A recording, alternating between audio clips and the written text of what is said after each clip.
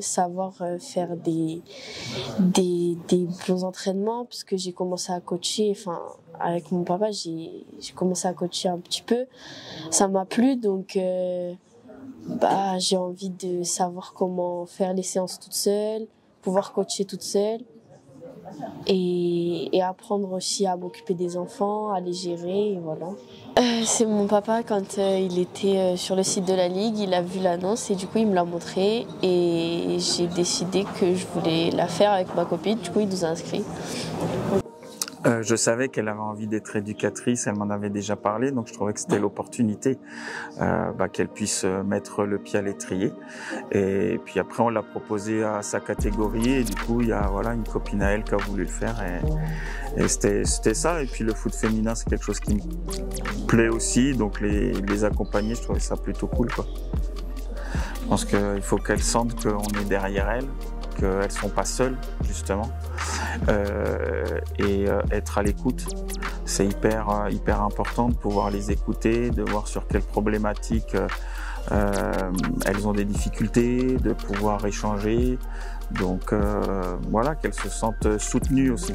Je pense que c'est important aujourd'hui, où on essaye de mettre en valeur le football féminin, qu'elles se sentent soutenues, que les barrières se brisent, et surtout que par moments, s'il y a des discours un peu misogynes, qu'elles savent qu'on est là, et qu'elles se sentent fortes, et qu'elles continuent avec les ambitions qu'elles ont, qu'elles n'arrêtent pas. Je trouve ça bien, parce que tu peux voir comment ça se passe, c'est toi la première, il n'y a personne d'autre avant qui a fait ça. Et puis après, pour les prochaines filles qui veulent faire la formation, tu peux aussi les aider et aussi montrer l'exemple de comment ça s'est passé. Voilà. Je pense que c'est vraiment important qu'on ait plus d'éducatrices. On voit trop peu de filles qui coachent, et pas que des filles qui coachent des filles, il faut qu'il y ait aussi des filles qui coachent des garçons.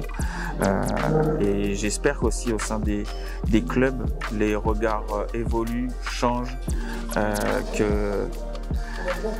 que les garçons, ils acceptent de plus en plus que la fille ou les jeunes filles puissent coacher, et qu'elles ont totalement leur place en fait au sein du foot.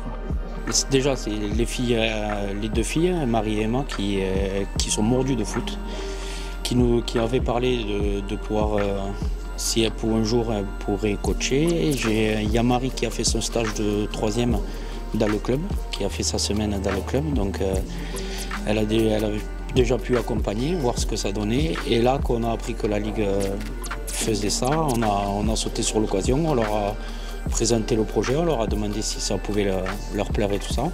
Alors ils ont sauté sur l'occasion, bien sûr, parce que c'est vrai que c'est vraiment un projet qui est très bien pour développer le foot féminin comme on va essayer de le faire dans la région. Donc elles n'ont pas hésité. Nous, le club, depuis le début, on leur avait dit qu'on les accompagnerait pour si après elles voulaient passer des diplômes et tout ça. Donc c'est tombé au bon moment, on va dire. Alors, depuis, ça va faire 2 ans maintenant, 2 ou 3 ans qu'on a restructuré avec notamment des joueurs seniors, garçons.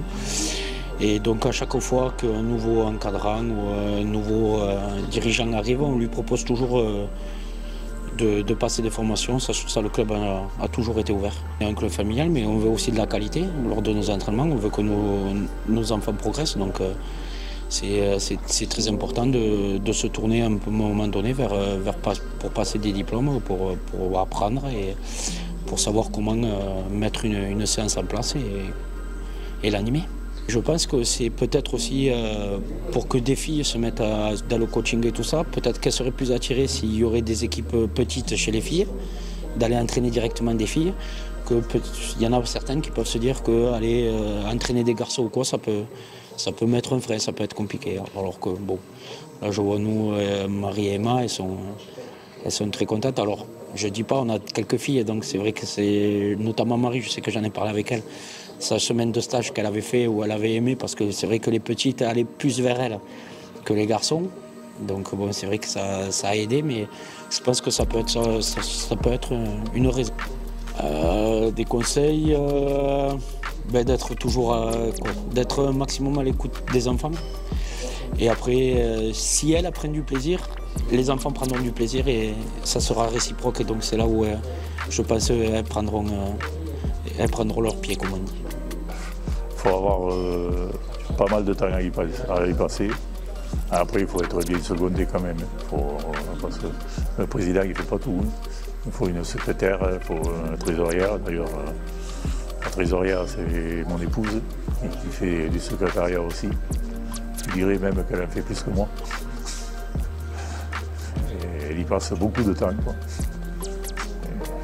Parce que bon, après, on est un club de village, hein, un club de 4000 habitants. Il n'y a pas 15 dirigeants au bureau, quoi. Le club, il doit tenir sur 4-5 personnes, quoi, pour gérer tout. La responsabilité, c'est on peut pas, si on n'a pas une équipe d'éducateurs autour, on ne peut rien faire. Si on n'a pas une équipe de dirigeants, on ne peut rien faire. On ne peut pas changer n'importe quoi. C'est déjà créer un groupe d'éducateurs, de dirigeants. Et deux, de transmettre quelques valeurs quand même aux gamins, aux enfants. Moi, c'est le vivre ensemble, le partage et le respect de soi et de l'autre. Voilà. Et c'est grâce à tous les éducateurs qu'on a depuis 2 ans. Et depuis 2 ans, on a des éducateurs qui sont restés, on a 1000 d'autres éducateurs, des éducatrices, des jeunes, c'est eux l'avenir. On a 5-6 seniors du club qui encadrent les jeunes. On a, tout à l'heure, vous l'avez vu, il y avait un jeune, U17 depuis un mois et demi, qui a voulu découvrir le rôle d'éducateur. Puis on a ces 2 jeunes filles qui vont démarrer là, parce que c'est bien ce projet, mais il faut qu'elles démarrent maintenant. Mais c'est eux l'avenir, c'est pas moi. Donc si on peut leur transmettre un peu notre petite expérience d'éducateur, de responsable, eh bien, on leur laisse notre place.